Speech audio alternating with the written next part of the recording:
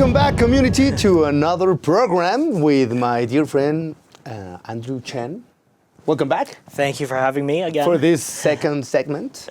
And well, this is great because you are like the example of a real entrepreneur, right? And the story tells us that it's hard to be an entrepreneur, but it's harder, or I don't know, maybe you can share with us Sure. that, if you don't get to study all the system, Sure. Educational system. What can you tell us about it? At what time you quit your studies? I was 21 when I left college. 21. Yeah, my parents were not happy, Of course. to say the least. But they also understood because I feel like all my life I've been the type of person to challenge the status quo, if you will, and challenge myself in that process, right? I didn't know I was going to be an entrepreneur. Yeah. Let's just start there. Yeah. You know, like no one ever knows they're going to be an entrepreneur until they're like halfway through and they're like, oh, I guess I'm an entrepreneur now. And I have to do something, right? Yeah, exactly.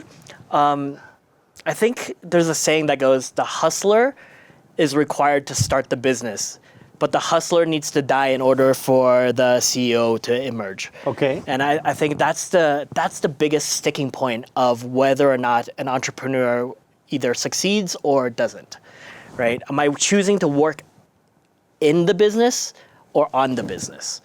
Yeah. Oh, I loved it. But because, can you develop a little more about it? Yeah, sure. The hustler is the person who needs to put all the pieces together. At the startup or at the start of a new company, you're the person who has to fill in basically all the gaps. Why? Because you're by yourself and there's no one else Yeah, to do you're it. doing everything. Yeah. You take out the copies, the permissions. Exactly. Operate. Hammer nails, paint, Everything. in between, right? Like do plumbing stuff, and it's just one of those things where like you don't realize how much, or I didn't realize how much I was capable of until I was halfway through this journey. Yeah. And I learned how to be an electrician. I learned how to do plumbing things, while we were remodeling the store. But even before that, I think it was just a calling. Yeah. Because I didn't like the way things were done. I didn't like the way that I was being treated while I was an employee. And I felt like I had the responsibility, since I noticed it, to do something and to create something different. That's a key point because everybody has one before and one after. Yeah. And the way that you were treated, I think that maybe detonates something inside you. Absolutely. And how do you stay with that flame with a lot of sparks? If I focus on building something without market testing it, then the spark dies, right? For me, my vision and my goal was the next generation is my responsibility. Right. So from that place, because, it came from a place of, I wasn't being taken care of. I wasn't being treated right. So how do I change that? Well, for me to change that for the next generation, I have to be that person who takes care of the employees, who focuses on the people rather than the numbers. Mm-hmm. I don't know if that answers your question. Yeah, it answers it. And I want you to share with us what are the similarities that you find with Mexico and LA. People are people. Okay. People. Taiwan, the same. Everywhere. Everywhere. Right? Like at the end of the day, I think. Because I want to give a little context because here Sure. in Mexico, right now, we are having a lot of foreign people. Yeah. But before, no. We are only white chickens and brunettes. Sure. Right? But right now we are having Asians, we are having a lot of gringos, right? Canadians, French. Myself included. Yeah. Welcome. Thank you. But sometimes I think that a lot of people think that you are very different because you're coming from a different place, because you have another culture. But I think that you are right. Why do you say that people are people? People are people because at the end of the day, we have the same core need, And that is the need to be heard, right? So at the end of the day, if I choose to create space to deeply listen, not just hear the words, right, but hear the story, the music behind the words, I connect with people, right? I think that is very interesting. And do you have any ritual beside this?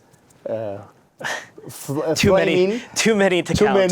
Too many to count. Because I think that is very interesting that you are here on your own. Mm-hmm. You don't have relatives. Mm-hmm. You are partly alone in Mexico. Yeah. And alone but not, right? Okay. Like alone in terms of blood relatives, but also deeply grateful and surrounded by people who are on the same path as I am. yeah, well, I resonate with that. Yeah. And thank you because you get to choose how do you Absolutely. see your life and your circumstance, right? Yeah, absolutely. Yeah, and well, our program is called SINERGIA, Synergy. Mm-hmm. And do you create synergy? I believe I get invited into synergy. Synergy is always there, and it's a choice for people to connect to it, right? It's like this underlying tone that's always present, and a moment-to-moment choice to stay connected to it. Mm-hmm. Yeah. Well, I think that, yes, that's enlightening. And what do you think about leadership in Mexico? What have you seen? What you heard in these 3 years of journey here? It is very different from Taiwan or LA, Mm-hmm. or what do you think? Let me just give a disclaimer that I don't want to come off as I know Mexico, because I'm still learning, right? I'm still on this journey of understanding the culture. And from my perspective, I feel like a lot of the employees, let's just start there, right, about the people, are not treated in such a way that they have a environment to thrive and grow other than about their job, right? Like I think a lot of employers here focus on work performance, hitting the bottom line, and overlook that the employees' lives have to be working as well, right? So my come from being here in Mexico is how do I make sure that the employees' lives are working and they're thriving in their own lives such that they take that energy and translate it into the work that they're doing. Yeah. So it would be fair to say that you see that a lot of people, not everybody, but they are only focused on the technical things and the job and this same shit, different day, but not in the core of the person, right? Of course. When I choose to invest in the person, everything else follows. Like the job, and with most jobs, unless it's technical, right, you can learn over time. Yes. It's not hard to learn a new job or go through and learn a new routine. But growing and that aspect of I'm growing as a human, if I can bring that into the workforce, now all of a sudden I have people who are striving to be better because that's a representation of who they are. Mm-hmm. You know, it makes the job infinitely easier. It makes running a business infinitely easier. Yes. Yeah. And how do you choose your team? By just that. Do you want to grow? You know, I have a conversation with everyone I hire. Like, if you're just collecting a paycheck, don't work here. But I think that that's a very good thing to discuss because I think that normally the people show up to an interview or job interview and say, oh, this is the work that I have a dream of because they need the money. Mm-hmm. But not necessarily because they have dreamt with this work. Of course. How can you tell who is telling the truth? In the eyes, the body language, or it's experience? I can't explain it. We've had a pretty high batting average, if you will. But when you know, you know. When people genuinely and authentically want to grow, it's infectious. It's that like, I know I can do better. I've always known I could do better. I just needed a platform. And us as employers, I think it's our responsibility to simply like create a platform, support them by adjusting to make sure they're on path and on vision, and then get the fuck out of their way. Yeah. Right? People are born to be great. People are born to do great things. They just need a platform. And someone who believes in them that says, yeah, sí se puede. Yeah, you can. You know? Of course, I resonate with that. And do you think that everybody is capable of it? Absolutely. Yeah. Absolutely. I think if the why is big enough, if their own inner reasoning is big enough, the how no longer matters. Yeah. Because you'll find a million different ways of how to get there. Of course. Right? But how many people are actually connected to why? And how many people as employers spend time on each individual employee's why? And I connect? think that, well, that's a very good thing to discuss also. Mm-hmm. Well, I recall Simon Sinek, right? Starting with of why. course. But you have shared with us that you have now a small business. Sure. But when it comes a large one, I don't know, like the big ones, then I think that the employers, they won't have the time to spare with each and every one of their workers. Of course, and I'm so glad you brought up that point because it's not about me, right? Like from what I'm hearing you say is the employer, as the business grows, won't have time to focus on each individual employee.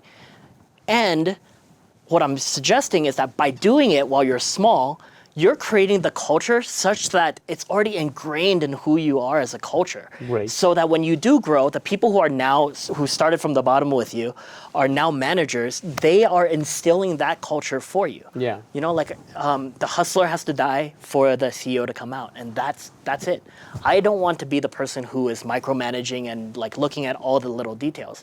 No, I need to free myself up by empowering others to rise up to the occasion, rise up to become leaders, in order for me to focus on the business, in order for me to focus on the vision, the direction. Yeah. Right? I got to steer the ship, you know, like I'm not going to go raise the sails, you know, like Yeah. someone else is going to do that.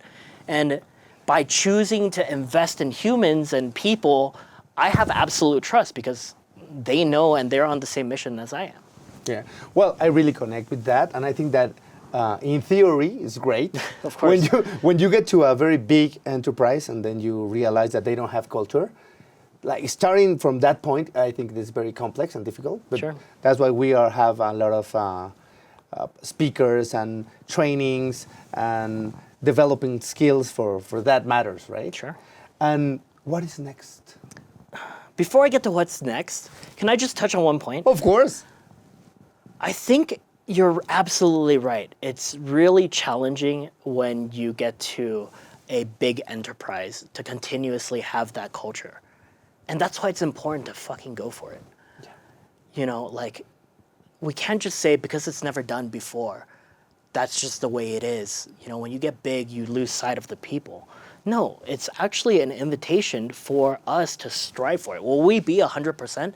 Probably not. But am I gonna fight for 100% of being there for the people?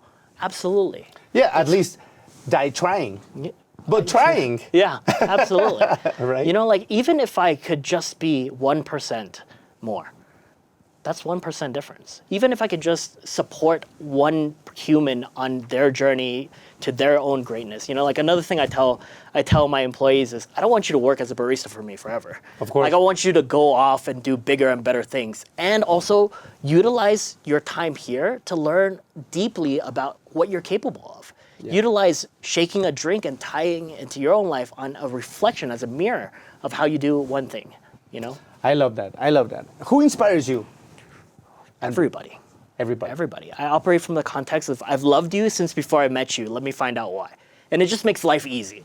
Like I don't have to think about like what I don't like about you or what I don't, you know, like I'm just like I love you since before I met you. Let me find out why. Let me be deeply curious about who you are as a human. What makes you move? What makes your heart move? What makes you stress? What makes everything? Yeah. Because that's the beauty of life. You know, we're all going through challenges. They might not look the same, but we all have challenges. Of course. Right? Can we be human with each other and shoulder to shoulder on each other on this journey of life? If you're on my train for, you know, like, you know, I talk about life as a train. If you're on my train for one stop, great. If you're on it for 10 stops, 15 stops, 10 years, 15 years, great. Yeah. You know, like. And now I resonate more with the name, Bloom. Yeah. Right? Yeah. You know? It makes sense. It makes sense. So what's next? Before we go. What's next? That's a good question. I think what's next is to really, really create that culture. You know, it's an ongoing process. It's to create the culture that work environments should be and can be uplifting. That for me to win doesn't mean someone else has to lose. Yeah, win-win. Yeah, absolutely. Okay, I really love to hear this. We are going to help you to do that. Thank you. Gladly. And where can we find you? Blossom Tea Studio. You yeah. have to taste it. Delicious. Yeah. Our first location is opened on Newton 36 In Polanco. And in Polanco. And you can find us on Instagram at Bloom's Tea Studio. Perfect. So, thank you very much, Andrew, for this time, energy, and this interview. It's great, and we expect you to be here again. Thank you so much for having me. It's an honor. Okay. See you the next time.